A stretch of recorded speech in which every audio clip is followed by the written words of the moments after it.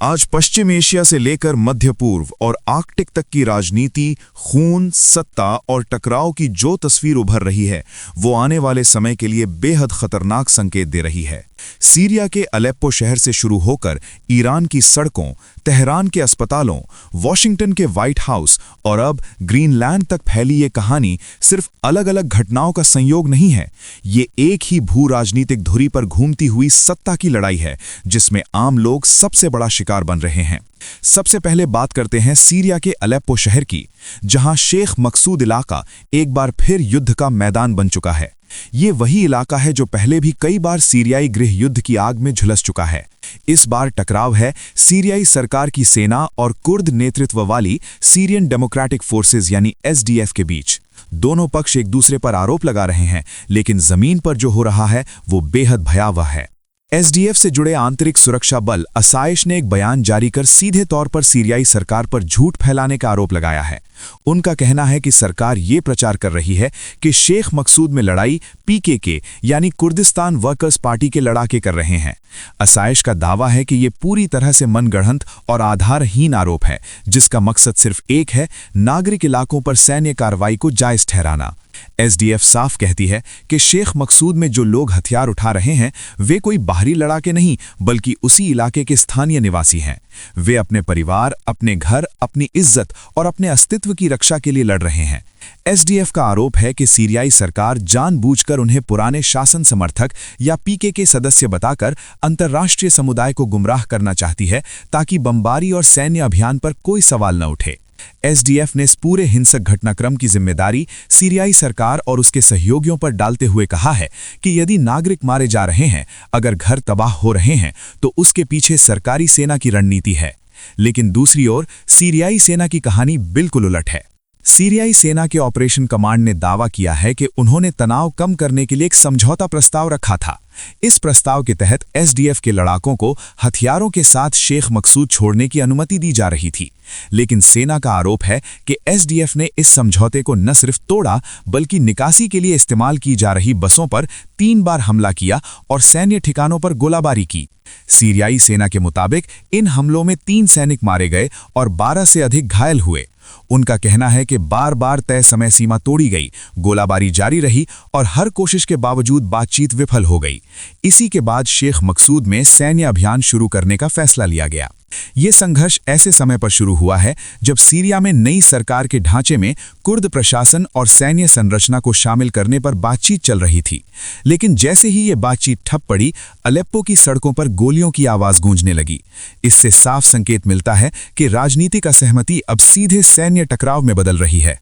अब रुख करते हैं ईरान की ओर, जहां हालात सीरिया से भी ज्यादा विस्फोटक होते जा रहे हैं। ईरान में पिछले महीने तेहरान से शुरू हुआ विरोध प्रदर्शन अब देश के सभी 31 प्रांतों तक फैल चुका है। ये सिर्फ प्रदर्शन नहीं है, ये एक व्यापक जन उभार है जो शासन की जड़ों को हिला रहा है। अमेरिका की प्रतिष्ठित मैगजीन टाइम ने दावा किया है कि सिर्फ एक ही रात में तेहरान में 200 से ज्यादा प्रदर्शनकारियों की मौत हुई है। ये दावा अगर सही है तो ये ईरान के हालिया इतिहास की सबसे खौफनाक रातों में से एक होगी। टाइम मैगजीन की रिपोर्ट के अनुसार गुरुवार रात विरोध प्रदर्शन बेहद उग्र हो गया। प्रदर्शनकारी हिंसक हुए, सरकारी इमारतों पर हमले हुए और इसके जवाब में सुरक्षा बलों ने अंधाधुंध गोलीबारी की। एक डॉक्टर ने नाम न छापने की शर्त पर बताया कि सिर्फ तेहरान के 6 अस्पतालों में 206 शव दर्ज किए गए, जिनमें से ज्यादातर लोगों की मौत गोली लगने से हुई। डॉक्टर का कहना है कि शुक्रवार को इन शवों को अस्पतालों से हटा दिया गया। उन्होंने ये भी बताया कि उत्तरी तेहरान के एक पुलिस स्टेशन के बाहर मशीन गन से ब्रश फायर किया गया, जिसमें कम से कम 30 लोग गोली का शिकार हुए। मरने वालों में ज्यादातर युवा थे। हालांकि टाइम मैगजीन ने साफ कहा है कि इन आंकड़ों की स्वतंत्र पुष्टि नहीं हो पाई है, लेकिन अगर ये आंकड़े सही हैं तो ये साफ संकेत है कि ईरानी सरकार ने विरोध को कुचलने के लिए बेहद कठोर रास्ता अपनाया है। इस बीच अमेरिका के राष्ट्रपति ट्रंप की चेतावनी भी हवा में उड़ती नजर आ रही है। ट्रंप ने पहले कहा था कि अगर ईरान में प्रदर्शनकारियों की हत्या होती है तो खामेनेई सरकार को इसकी भारी कीमत चुकानी पड़ेगी। शुक्रवार रात को भी हजारों लोग तेहरान और अन्य शहरों में सड़कों पर उतरे। हालात इतने बिगड़ चुके हैं कि इंटरनेट सेवाएं बंद कर दी गईं। ट्रंप ने कहा कि ईरान बड़े खतरे में है और अगर हालात ऐसे ही रहे तो वो फिर से सैन्य कार्रवाई का आदेश दे सकते हैं। ट्रंप ने कहा कि मुझे लग रहा है कि लोग ऐसे शहरों पर कब्जा कर रहे हैं जिनके बारे में कुछ हफ्ते पहले कोई नहीं सोच सकता था। उन्होंने ईरानी नेतृत्व को चेतावनी दी, गोली मत चलाओ, क्योंकि अगर तुम चलाओगे तो हम भी चलाना शुरू कर देंगे। ईरान के भीतर बयानबाजी और भी खतरनाक मोड़ ले रही है। देश के वरिष्ठ अधिकारी और विचारक हसन रहीमपुर अज़गादी ने खुलेआम कहा है कि डोनाल्ड ट्रंप को गिरफ्तार किया जाना चाहिए, ठीक वैसे ही जैसे वेनेजुएला के राष्ट्रपति निकोलस मादुरो को किया गया।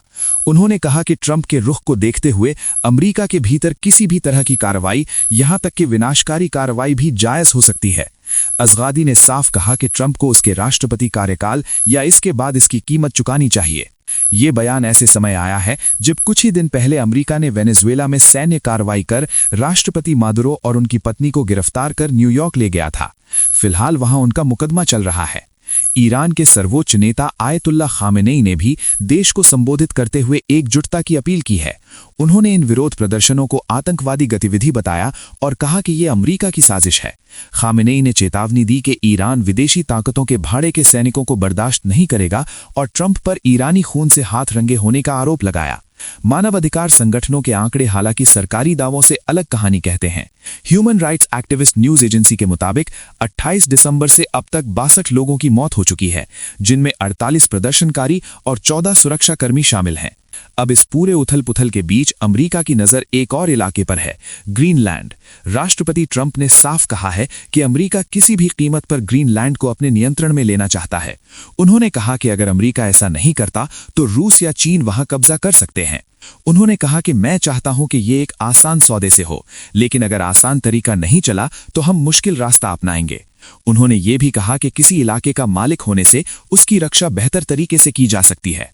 ग्रीनलैंड फिलहाल डेनमार्क का स्वायत्त क्षेत्र है, लेकिन अमेरिका और डेनमार्क के बीच 1951 से सुरक्षा समझौता मौजूद है। इसके बावजूद व्हाइट हाउस ने साफ कर दिया है कि जरूरत पड़ी तो सैन्य विकल्प भी खुले हैं। तो दर्शकों, तस्वीर बिल्कुल साफ है। अलेप्पो में गोलियां चल रही हैं, तेहरान में खून बह रहा है, वॉशिंगटन से धमकियां दी जा रही हैं और ग्रीनलैंड पर निगाहें टिकी हैं। ये सिर्फ खबरें नहीं हैं, ये उस दुनिया का नक्शा है जो तेजी से टकराव की ओर बढ़ रही है। सवाल ये है कि अगली चिंगारी कहां से उठेगी और इसकी कीमत कौन चुकाएगा।